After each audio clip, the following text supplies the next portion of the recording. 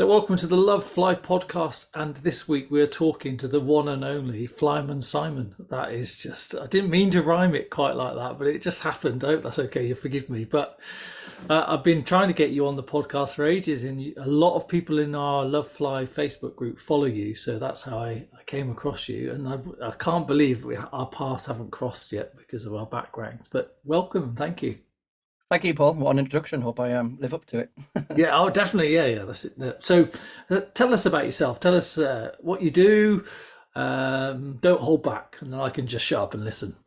Yeah, I'll give you the short-ish version All right. version that I always had a love of aviation. When I was a kid, I always wanted to fly aeroplanes. My granddad got me into it, taking me to a local museum, Mm, aircraft museum, and to the local mm. airport.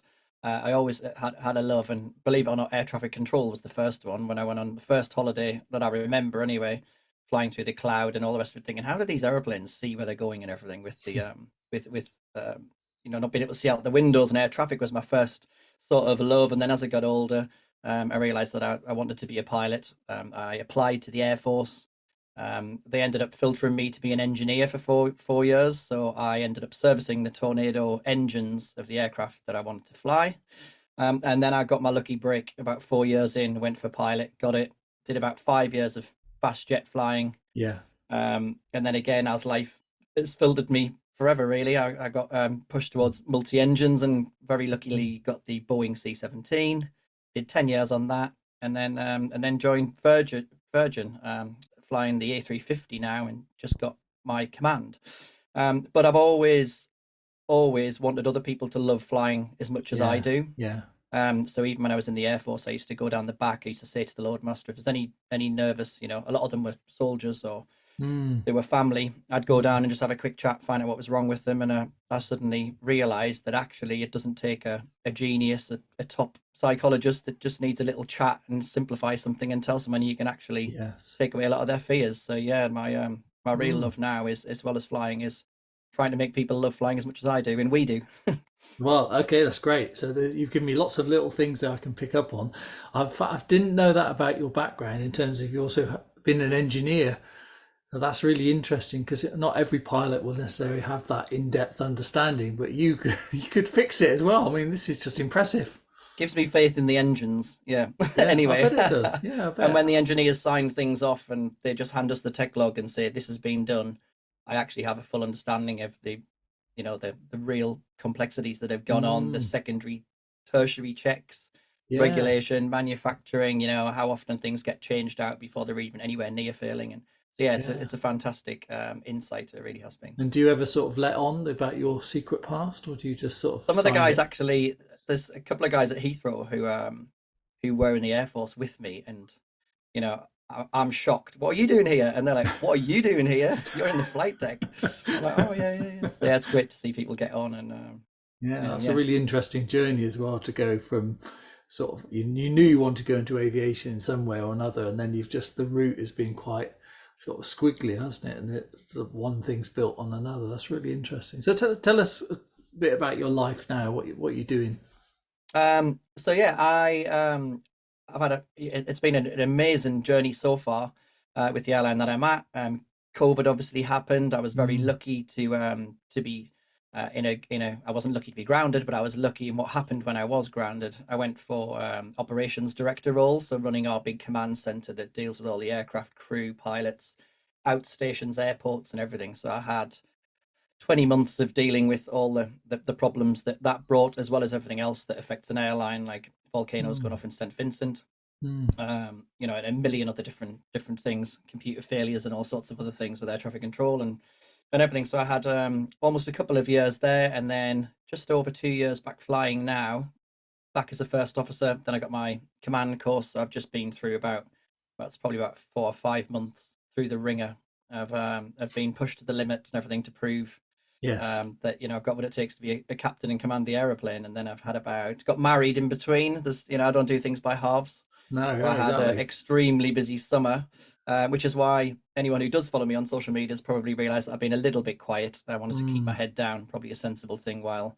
and concentrate 100% on yes. the command course, and then any spare time on the family after that. Whereas now I have a lot more free time now. So yeah, I've had some big plans in action. So hopefully I can hit the ground running and get back on the social medias and help people again with Yeah, the fear of you've flying. got a hell of a following. Well, yeah, What do you it's think it very is about lucky. you that they like fly? What is it? You know, I don't know Flyman if I just Simon. got a little bit lucky. My brother's a singer-songwriter, and he posts some amazing videos of the insight of what it's like to run a band. And he gets a few hundred on some, maybe 1,000 on another, and that's a big success. And it is when you look at some people's numbers. And then Mm, something about turbulence and about just a fear of flying. I don't think that many people are that open about a fear of flying. It's not something they just openly say unless they're visibly yeah. scared on an aeroplane. Mm, So I think as soon as your social media feed realizes that you watch a minute long, a person chatting for a minute long on social media, the algorithm picks up, and then you start feeding it. And because most pilots, it's their worst nightmare to stick themselves in front of a camera and talk and put themselves on social media. mm, Then yeah, I think I got a little bit lucky, and I suppose yeah. I'm quite good at simplifying complex Yeah. problems and Yes. just making it an everyday thing. And um, I think it's the proofs in the pudding that I've spent a lot of time chatting to passengers over the years, just Mm, because I'd go down and try and yeah. reassure them, and that practice it has paid off because stick me in front of a camera and put me on social media, and it's I've rehearsed it accidentally so many times, chatting to people Yes. and telling them how safe airplanes are and Mm, flying is, and how mm, amazing it is when the world that airplanes open you up to, visiting friends, family, business trips, holidays, special events, and everything. I think it just comes across, and yeah. yeah, I've got lucky because I think it's 100,000 now on TikTok. I'm going to concentrate a little bit more on Instagram now as Mm, well. um, I've saved up some of my allowances when I haven't been online, and I've been revising for my command course, and I've bought a expensive mic, lights, and camera and stuff. So yeah, hopefully people will see a lot more videos from me soon. yeah. I mean, that's quite a commitment that you're doing, isn't it? To do that. What Uh, keeps you going? um, Again, I accidentally fell onto sort of like a social media business model by accident. I realized when I was posting different things, when I was on the ground, actually, I was posting how we look at weather, the problems we've got around the world from a ground perspective. Mm, And I suppose it taught me what people watch and what they don't watch, viewing yeah. wise. Yeah. Um, so then that got me realizing what people want to listen to and what to talk about, what they want to be reassured. And then Mm, yeah, I started to ask people to ask questions at the end of the video. So okay. I'd sort of say, if anyone has any other questions on a fear of flying, because people are scared of all sorts of different things, Yeah. Yeah. then stick a comment, and the best one gets a live video response from me. Fly happy, fly safe, which was just some tagline that I stuck on the end. And then I would get hundreds of comments saying, I hate it after takeoff when it sounds like the engines have failed. I hate it Yes. when there's beeps and bells and sirens in the cabin and I don't know what's going on. That scares Mm, me. mm. So then it's like a self-licking lollipop sort of thing. People put comments in, and I go, oh, that would make a good video. Hit record, stick the video online, and then I get a load of other ones. So yeah, it just seemed to Can we just just seemed pause to for a work. moment? Where did the unearthed self-licking lollipop come from? It's a northern thing from the northeast. My grandmother used to say it. So yeah, if something goes around in circles and feeds itself, she used to call it a self-licking lollipop, as if it's a great invention. That's a great idea. I might have to use that and claim it off. So, what do you notice that people are most worried about? um, I'd say the majority of people are a turbulence, being stuck in what they perceive to be a small space, when actually it's Mm, quite a huge space inside of an mm, airplane. But what they perceive to be a small space, and then it is pretty much I mean, they have a fear of dying, obviously, which yeah. is obviously a self-defense mechanism we all have. Everyone's scared of that. Mm, Um, but yeah, and then it's just a mixed bag of everything. You have some really what you would traditionally think is quite out there and you can't really get your head around, but to them it's the biggest thing in the world, and that's what's important. That is that to them it is the biggest thing in the yeah. world. Yes. And I've tried to chat to some people, and no matter what you say, they go back to being terrified. And I think those people with that sort of fear, they do need, not specialist help sounds like it's Mm. something bad. I mean, I think they need a qualified psychologist who can sit down and talk Yeah. through, when someone explains to you that it's safe and why it's safe, and they've simplified it and they've chatted and they've Mm. reassured you and they've done all that. If they then need more help, then I think you do need to be a specially trained person to get Yeah. over that. What I'm trying to be is, and I think what a lot of us are, yourself and Captain Chris and a lot of the others, that we're just trying to reassure people. We're trying to say it in the most simplest Yeah. terms so they Mm. understand, because no one really gets told, do they? The industry spends a lot of time and money on advertising, on showing you the destination, Mm. and these fantastic holidays and trips around the world. The bit when the doors close to when they open on board, no one says anything other than they shove a safety card in front of you, and then they start That's it. talking about the aircraft being on fire or ditching in the sea. Which, no, the Mm. wonder people are terrified. What you Mm. need to realize is that's the similar thing when you go and visit an office building. The first thing they do is give you a fire brief, and where you would the Yes. muster point outside. It doesn't happen, but that's like people going into an office and being terrified of it catching on fire. It's Mm. so yeah, I try and simplify it all, really, and try to um make people understand in a way that they realize it is safe, Yeah. and that they've got something to come back to remind themselves how safe Mm. it is, Mm. and No, that they you do that really well. You do that yeah, well. they understand the industry, they understand the manufacturers, they understand the training, the regulation, Mm.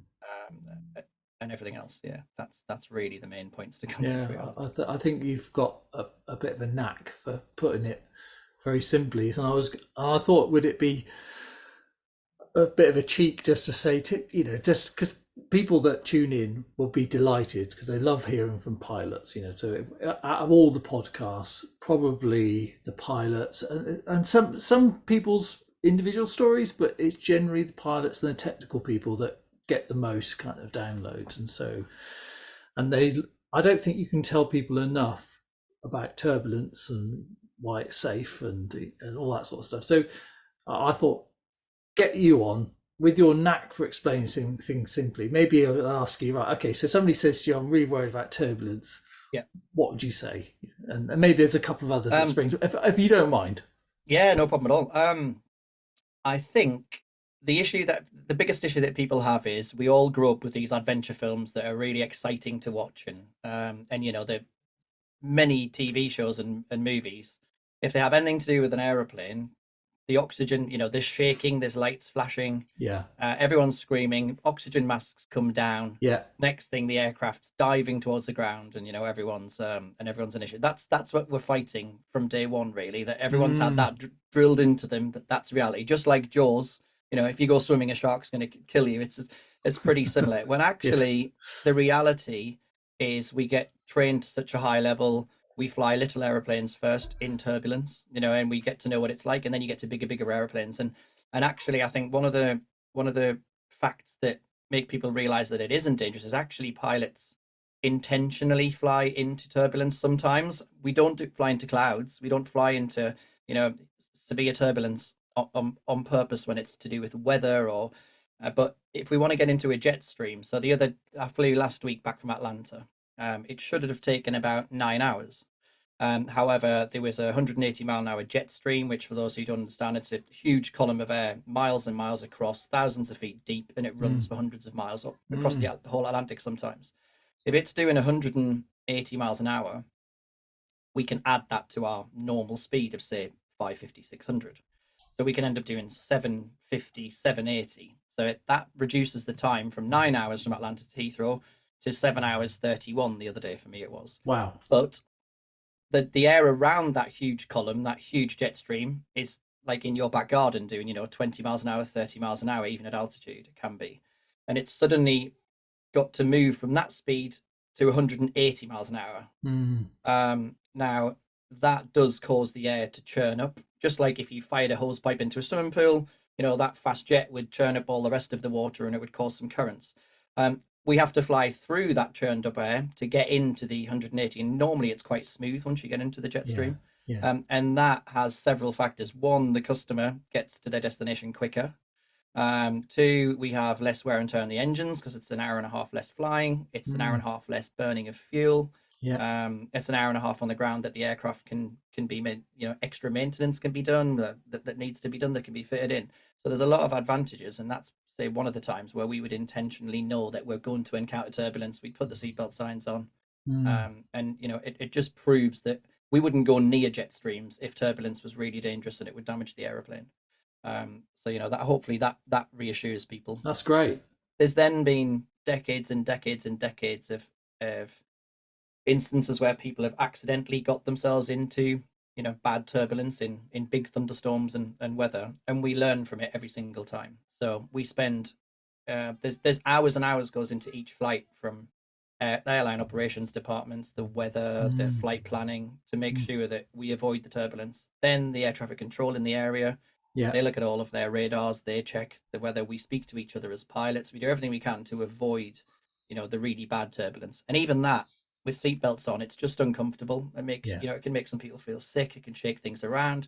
It stops us doing a meal service, so the pilots don't get to eat their dinner on time. Well, you don't um want to do that to a pilot. but yeah, it really is, it's uncomfortable, but it's safe, There is you the go. main thing. I like That's that, the and I main thing like to take the away. hose pipe into the swimming pool thing. That's a good way to describe a jet stream. I hadn't thought about it like that. Yeah, That's very, very clever. That is, makes perfect sense, and I think the main message that people will take from that is that, yeah, so it's uncomfortable, but it's not dangerous, and you avoid it for comfort, and you go into it deliberately just for a bit of speed and all those other benefits. That's really useful. Okay, so there's something that people often say to us about turbulence, and they love the pilots to speak. So I know that anyone who goes on one of your flights, you'll know the right amount of chatter. But a question that we used to ask on our big group courses, all yeah, right, so you get on board your flight, you're going to do 9 hours somewhere, right? And the pilots know, or pretty much know, that halfway through the flight there's going to be a bunch of turbulence. Do you want to know at the beginning of the flight, or do you just want to wait to find out? And literally it would divide a room. Some would say, I'd rather know, so then I can prepare for it and then I'm okay. And the others would say, no, I don't want to know, because then I've got to spend 4 hours worrying about it and it might not even happen anyway. yeah. What's your view on that?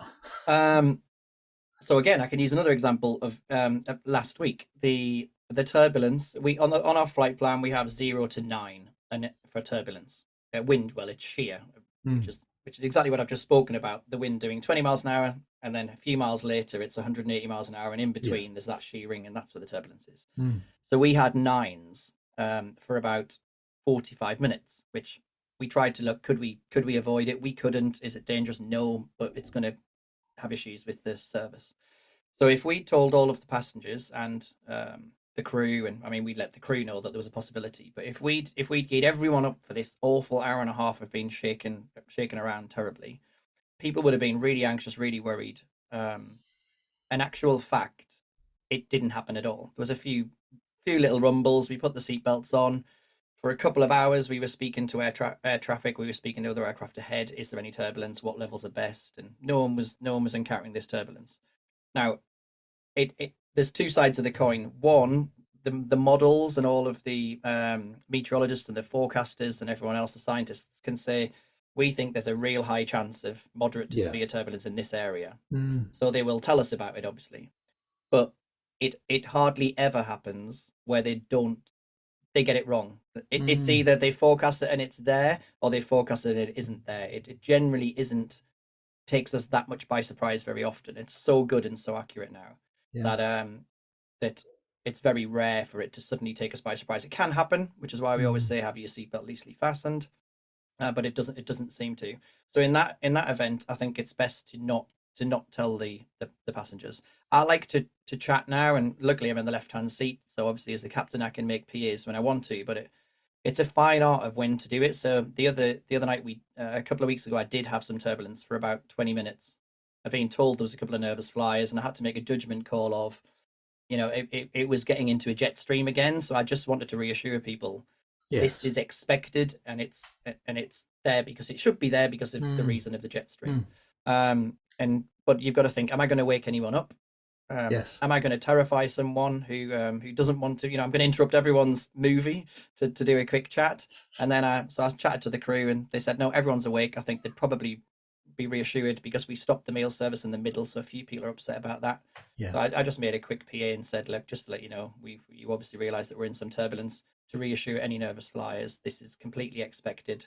We didn't expect it to last so long, but it should only last for another 10 minutes or so, and then I'll be able to take the seatbelts off. But that apparently reassured a lot of Yeah. the Yeah. passengers. But as for doing a brief every trip, telling someone whether there's turbulence or not, yeah, with maybe with short haul, if you're only going to do an hour's flight or something, you know it's going to be there, it might be. But for a 9 hour flight, you're just going to worry people that Yeah. are Yeah. miles and miles out. So Well, I think the main no, thing is that you hit upon it, Simon, is the fact that you spoke.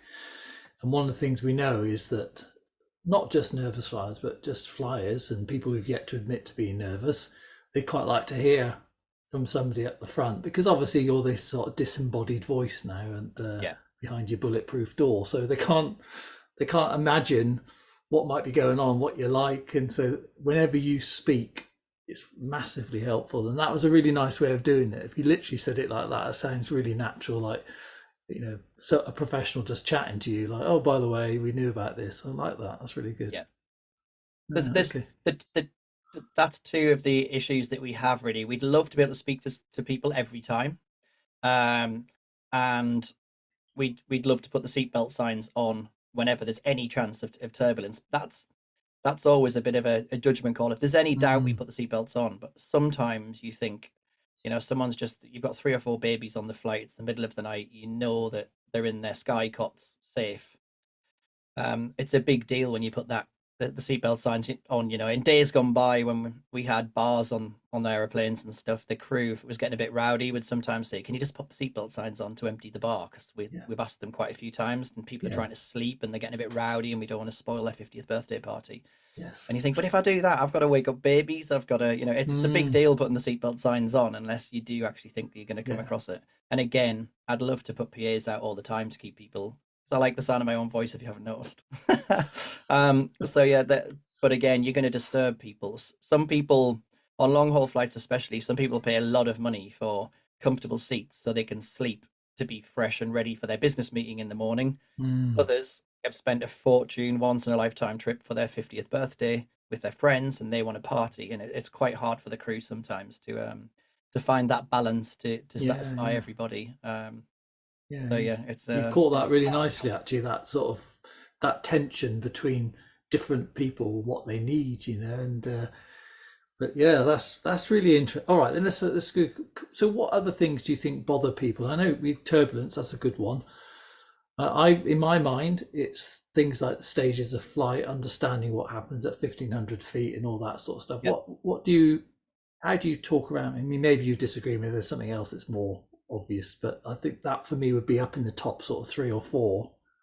Yeah, it is. I get a lot of people asking why it sounds like the engines have failed at 1,000 or 1,500 feet just after takeoff, and it feels like they're dropping out of the sky. Yeah.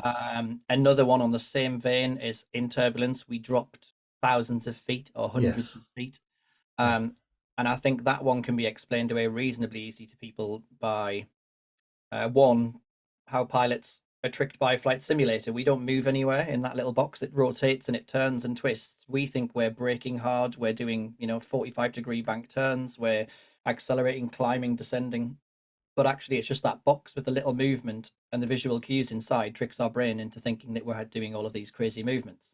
Sat down the back in you've got very little visual references Mm, as a passenger. And if the aircraft moves a little bit and then your brain doesn't sense it's leveled out, it can continue to think that it's dropping, it's yeah. decelerating, or so your brain can be tricked a lot. So that one after takeoff, for instance, we may need almost full power to safely get airborne and climb away. But once we're at 1,000 feet, we don't need all that power. So why waste the engines? Why put out loads of noise? Why burn extra fuel? Everyone's really conscious about the environment and carbon footprint. So we'll reduce the power to the next amount we can drop back to safely for the climb. Mm, But that comes with it a bit of a disadvantage for the passenger who just sees they can feel by the seat of their pants that the aircraft's changed its attitude somewhat. The nose has dropped a little bit. We bring the yes. power back at the same time, and Yeah. that's exactly what a flight simulator does to tell you you're descending. So to them, it can feel like Mm, they're descending with no visual references.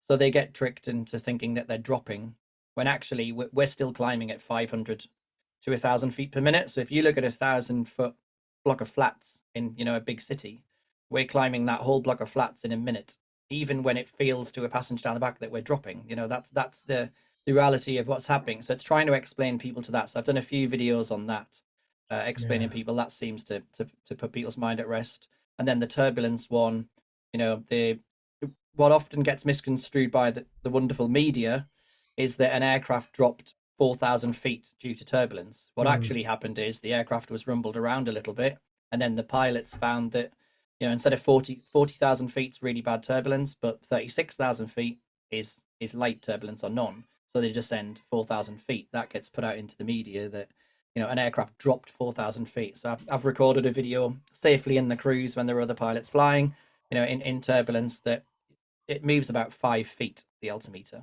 and it felt like to us we were really getting shaken around, but the speed was within 5 miles per hour, and the altitude was 5 to 10 feet, and the autopilot just slowly corrects itself back because it likes to be exactly at the right altitude.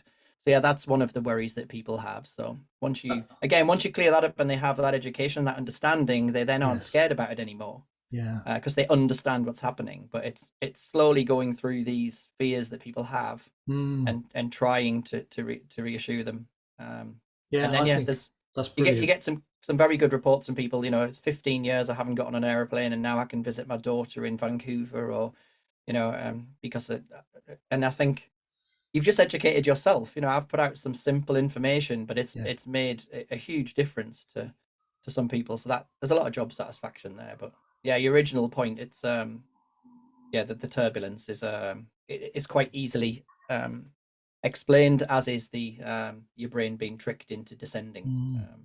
No, that's good. I like the sort of like linking it to a big sort of high-rise block of flats. That's what you're doing every minute. That's really helpful, isn't it? Because when you look out the Yeah, window, you can't really calibrate at all, and so no. that's a really helpful way for people to think, oh, you're the gift that keeps on giving. Let's get some more.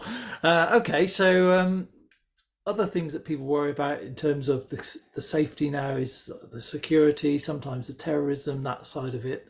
Uh, I think particularly since 9/11, for those who flew before, it would have had a very different experience to how it is now.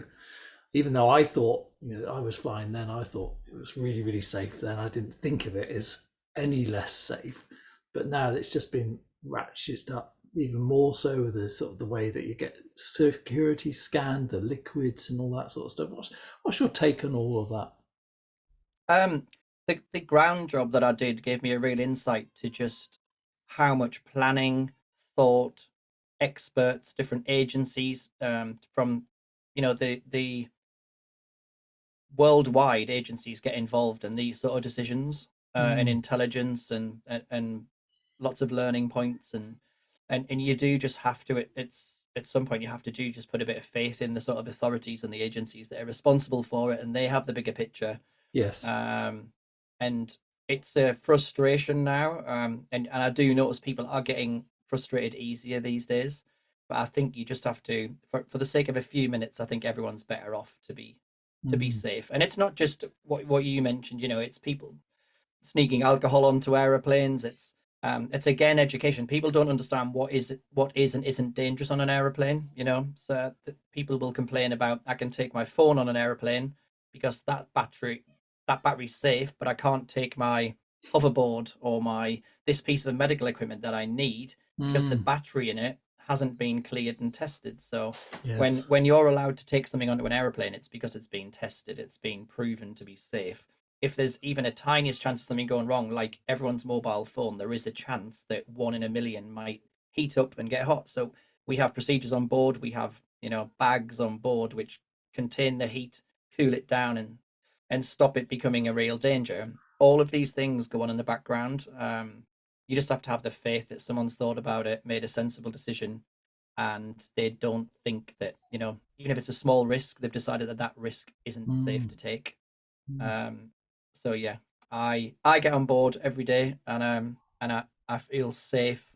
I thank the security, no matter how, even if I've taken my flight bag through hundreds of times in the last couple of years with the same thing in. If next Tuesday they take it out and say this needs to be checked, it's just be yes. patient, let them do their job, and then get on with your day. Yeah, yeah, that's a So good way yeah, to look at it. So, in terms of the terrorism side of it, you've covered that nicely. I think that understanding how much is going on in the background is really helpful for people. So, can I ask you some random questions and that sort of people? I'm sure there's yeah, other topics, but you've let's got a really go. nice Test way me. of explaining things. So, I think I kind of want to take advantage of that because I'm thinking of the nervous flyer listening to this. So, one of the things that people worry about is, you know, we have to put all our things in flight mode, and the classic one. I was flying the other day, and somebody was using their phone, and it wasn't in flight mode. I don't think it was anyway. And I know the answer to this, but I'd like Yeah. your description why that would why it's a thing. Is it a problem? Do your We magic. So when mobile phones first came out, they could interfere with some of the instruments. Mm, Um, we like to tell the customers the same sort of thing, so it reassures them, and everyone knows the rough procedures and what's expected of them. Um, there are certain times on board an aeroplane that you want people to pay attention to safety cards, to safety briefs, and you know having things in aeroplane mode reduces the distraction a little bit in somewhat. Years and years ago, as I say, phones could interfere. There's yeah. still a chance, but I think the biggest threat really is 400 phones all trying to log on to a network coming into land into America, and you must have put a mobile phone near a speaker before and heard the Yeah. we don't want any chance of that coming through the headphones. We don't want any sort of interference, and we do so yeah, so it's still a procedure that again people have looked at, and they've looked at what the risk is, and you can see now that certain devices can be left to be used. Others are just in flight mode, so they aren't transmitting big powerful signals to try and Mm, log on to a phone mast. And yeah, slowly I think as phone developers make their transmission and receiving software, safer, or hardware safer, we can mm, start to change procedures. And I think we've started to see that a little bit. But yeah, it's still yes. each airline has different procedures. They all have different airplanes. Some airplanes flying around are 30 years old, some are 3 months old. So yeah, just trust that the safety card and that the cabin crew know what they're talking about, and that there's a reason for it. And I'm sure Mm. everyone can wait for their 10 more minutes for their mobile phone signal till you land and you're in the airport terminal. Yeah. Well, maybe not. FOMO. So that was great. I think another one which comes up a lot, and I think this will be perfect for you with your engineering background, is, and they're kind of linked. This thing around engine failure, not flying over land versus flying over sea, flying at night. All these things conjure up lots of images, questions, and worries in people's minds. But so, yeah, if we start with like talking about engine failure and why the routing that you do and how neat, because this flying across the water thing is a big deal, as you know. So Yeah. anything like that would be really helpful. So, I feel like I'm dumping on firstly, you, Simon, but no, you no, just no, got a that's really fine. nice way of describing stuff. So firstly, I think the easiest way to prove how safe the engines are, and um, how very, very rarely we have any issues with them at all, never mind them failing, is if you think of all the pilots and the cabin crew and all of their partners, wives, kids, people that they love. If every time you went to work, you were hearing about, did you hear about this aircraft had an engine failure? Oh, this one for, Singapore Airlines had an engine failure. American had an engine failure. It Mm, very, very rarely happens amongst mm, all of the aircraft, on Earth. It's very, very rare. And that's because, again, the engine manufacturers learn that any issues, any failures, and they get rid of those failures. So the engines are super, super safe. I suppose the second one is that we plan for the absolute worst, even though the chances are so, so slim. We Before we even get off the ground, we know where we would divert to, where we would turn to for the entire route.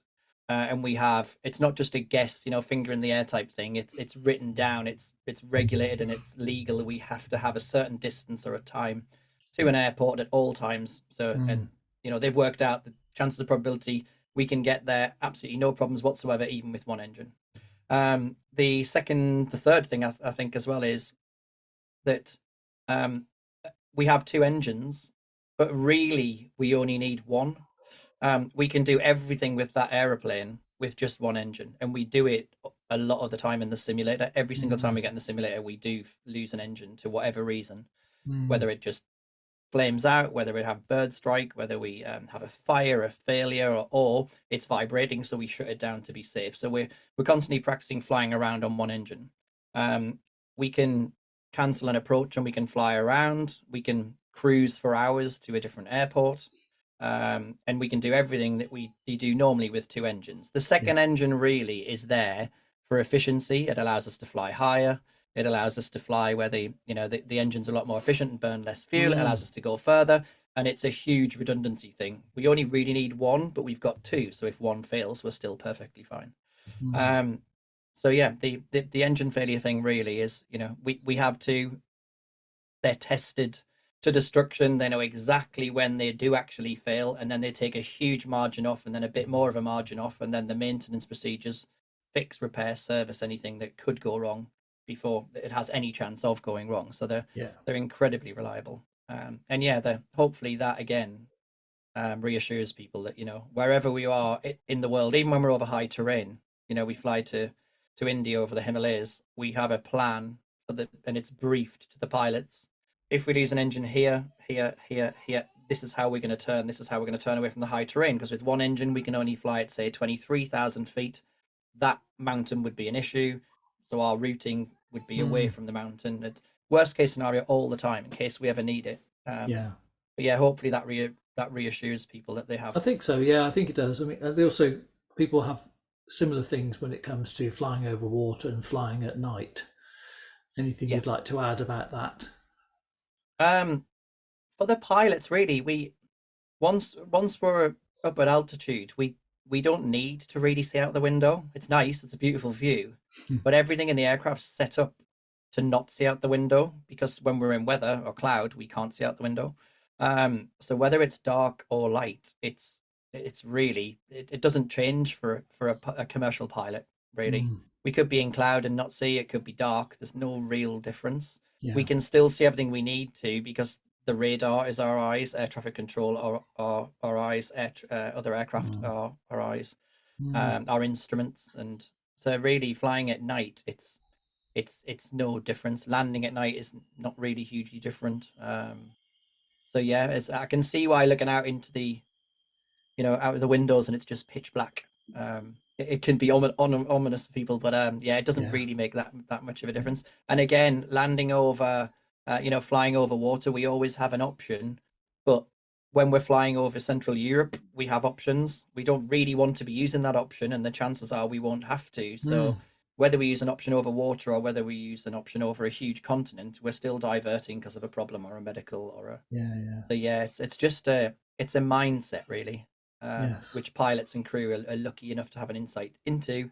But yeah, the Well, I customers think the again, thing that's really nice about that is that you're talking about all the redundancies or capacity with normal people would say, because yeah, um, but I that think no I think single what's point of failure yeah idea what is just what's really interesting is the whole psyche of passengers and myself before I was a pilot and everyone else. It's a real natural, normal thing to mm, be worried, to be concerned when you don't understand something and it's an alien environment. Um, but what is really interesting is that people will leave their house and they'll sometimes travel like 4 hours on several different modes of transport. I love Uber drivers. I think they're great and interesting, but you'll jump into an Uber and you'll drive across central London and that's the chances where you're having, people who might not be insured, not even might not even have a license, they haven't serviced the cars on the road, not the Uber drivers, other users. mm, And that's the person who could crash into you or cause you an issue. yeah, When you're transiting across London on the tube or you're walking across streets and there's there could be drunk drivers, there could be any issues and multiple people do that without even thinking. But the second mm, they get to the airport, the most dangerous part of their journeys out of the way by a million times, but they'll be terrified about an yeah, aircraft and mm, a highly qualified pilot and a route that's been mm, flown a lot of times. And as I mm. said, days and weeks of thought going into each flight with the planning, and that's when they worry.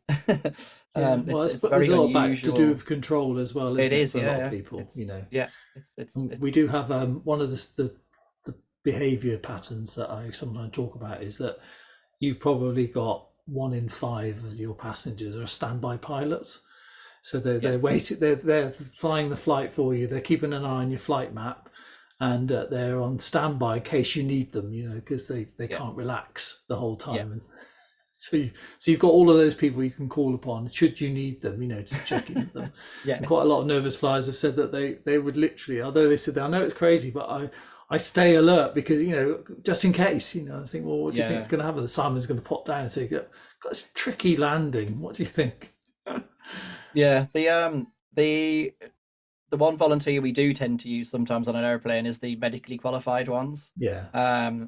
Because if we've got a sick passenger on board, the crew are trained to a very high standard. They've got a lot of Mm, medical equipment, but you can't beat a doctor or someone who's really no. qualified. I think let the experts do their job, the pilots, the crew, and as I say, Mm, the passengers are probably not the best qualified to control an aeroplane. They'll all have their own superb skill that I wouldn't go near, and I would trust them at times. But yeah, that's the best thing. But they're also, I think it's just people watch the wrong things as well. They're mm, if you're worried about anything, the natural thing. I'll hold my hands up. Before I went to the Caribbean and did a lot of swimming, I was terrified of sharks. Whenever I got into the water, I thought, really, really unrealistic worry or fear. But I thought it would be me. I'd be the person the shark would bite. Spend a lot of time in the Caribbean with people who are diving, snorkeling, swimming, chatted to the locals. Are there shark attacks? No. Are there sharks? Yes. Are there shark attacks? No. And it was just a slow education for myself. It was mm, experience. It was exposure to it myself. yeah. That was a bit of a unrealistic fear. And again, with flying, I hope to try and do that for people who are nervous, which is, give them the realistic side of things, give them the simple explanations, the education, Yeah. Yeah. reassurance, and Yeah. and You hopefully definitely help do them that. get over their fears. Yeah, one way of doing that is not to allow them to fly the plane. Yeah, please. We'll let you do that. So let's go for people will be going, oh, asking all this, asking about that, asking about that. But I think there's a general sort of theme that I often say to people that there's come some point that there's only so many what if questions you can ask a pilot. At the end of the day, you'll have to make a decision about who do I trust? Am I going to put it into this? Because I won't have all my questions answered, but that's not your job. Your job's to let them do that. So if you were to kind of to to sum up like your best kind of tips, advice, wisdom in terms of why people shouldn't be worried about flying, what would you Yeah, say? it goes back to that point I said earlier. The pilots and crew, and even the airport staff and air traffic control, we hear about the actual real incidents and the real issues and things that have gone wrong on an everyday basis. We even get trained against them happening to ourselves. So we get full exposure to the to the worst side of aviation, if you want to call it that. What can go wrong and what can worry Mm, us. We also fully go through all of the drills and the procedures when it does go wrong.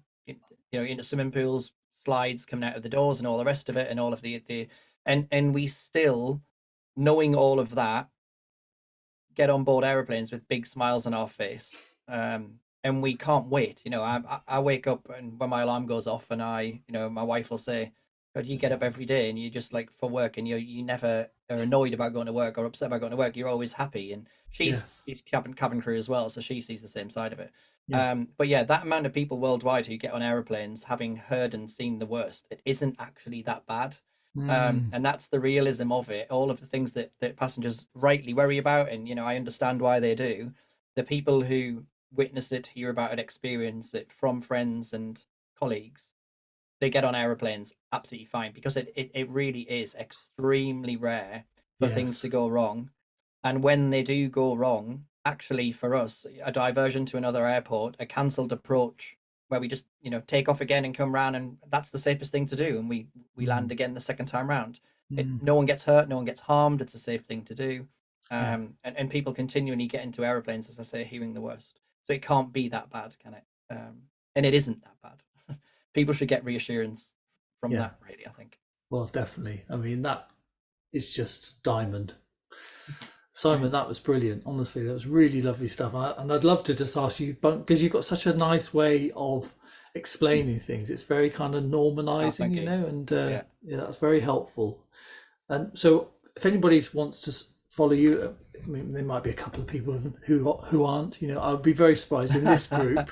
Most of them have mentioned your videos and already, so I Oh, guess you've great. probably got quite a huge following. But if anybody is looking for you, then your Instagram and all the rest of it will put Yeah, they're in all the the. same. There's TikTok and Instagram mainly, which is Flyman underscore Simon, my name. So Yeah. it should be like Pyman, Simon the Pyman, Yeah. Flyman Simon. That's where it sort How of did came you come from. up with a name for it? Because there must be, there's quite a few pilots out there that are doing this now, but there's what I liked about yours is you're thinking about the end user. And so there are some pilots, I won't name them, but it's almost like, are you a pilot or are you a model? Which is it? Yeah, they You know the ones I mean? I did a lot of research into the sort of social media side of things, and because it's quite hard to break out these days with Mm, there's so much saturation in every industry, and it's really hard to. So I did quite a bit of research, and one of the top tips was that your handle or your name on social media should tell people, one, your name so they know who you are and they can relate to the human side, and two, you should just be able to read someone's handle and what are they about. If yeah. you have to watch 3 or 4 videos to realize what they're about and that's confusing, then you're going to have no idea. So I thought, Mm, well, it rhymes. It's easy when I tell people, and yeah, it's so Flyman Simon, and it conveniently fits into the shape of an aeroplane, which is my branding. So yeah, I've kept it at that. It seems to work. mm, People recognize it and they talk about it on on board. The crew will go, I'm sure I know your face from somewhere. We must have yeah, flown yeah. together, and then they'll you're the TikTok guy. You're the you answer people's questions. So yeah, Yeah. Flyman underscore Simon. It's on TikTok and Instagram. If everyone could follow me on Instagram, that would be amazing. Because I'm trying to Yeah. build that up a little bit. Yeah. And then I have an e-commerce store, which is basically a fancy way of saying I have a little shop that sells different ebooks. All right. There's not a lot on there at the moment, but there's a lot on my computer which is about Mm, to be put yeah. on Yeah. there. So Yeah. there's a jet lag recovery. I'm trying to encompass all things traveling and fear flying as well. So Mm, there's jet lag recovery tips on there. There's a turbulence, an introduction to turbulence, and then there's a much bigger turbulence flight manual. There's I've written a guide from a pilot's point of view, and all of the cabin crew and all the customers I've spoken to, top tips about traveling with a baby and a toddler. That's about to go on there. So there's about 40 or 50 tips about traveling with a baby or toddler on board aeroplanes and what to brilliant. pack and do, and clear their ears in flight and all the rest of it. There's a similar one coming out on a teenager and a young person's first trip away. I was thinking back, my first lads holiday to Ayanapa, when my parents tried to lecture me on the dangers, you don't listen. And I thought it would be great if somebody could get a document or a cool little ebook that you Mm, give to your 17, 18-year-old nephew or niece or son or daughter, whatever, and say, have a read of this. It might just stop you hurting yourself or getting into trouble on holiday. So yeah, there's going to be a lot more things like that, but nice. there'll be more turbulence. There'll be more explaining what we Yeah. do, decision making and our training, and then there's the main big book, which is still at about 60,000 words. I have to finish that, which everyone keeps pestering me for. I need it to before I get Yeah. on a Yeah. plane. Which again is all the stuff we've talked about. Each chapter is just explaining it in a Yeah. simplified way of why you Oh, are let us know when that's supervised out. Well, that will on be an a great little aeroplane. one to plug. So, generally, what's the big plan for you? What's next? I mean, you're a captain now, which is great. Yeah, But that takes a lot of my time, yes, obviously. And then yeah, it's just trying to build the social media side of things really, where it gets to a point where I can answer the videos, and that keeps the social media side going. Um, and then yeah, get some of the books out there. I've got some ideas for an mm, audio book version of it, the mm, main book, and then eventually the some sort of course, whether it would be a downloadable one that you just watch or interact with, as opposed to yeah, one-on-one meeting. mm, Um, so yeah, just so I can get out, like, help as many people as possible. Really, it seems to get people on airplanes and help people. So yeah, yeah, it keeps me out of the pub. I tend to go to the gym and do some work on this down route now, as opposed to I've yeah, seen all the sites of the different places that we go. There's always still something else to do that's amazing with the crew and the pilots. But yeah, it really keeps me entertained. It's something I love. It's something I can mm, do for the next 20 years. till the end of my career. I think it's So great. yeah, that's it really. I think it was, and I can't speak for everybody, but I just think it's amazing what you're doing.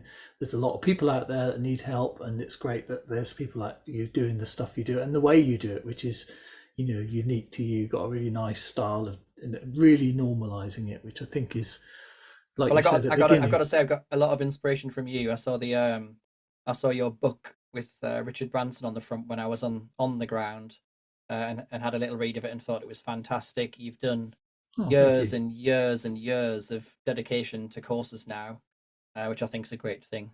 So Thank you. yeah, I'll hopefully we cut can this bit all out at the end. That's just embarrassing.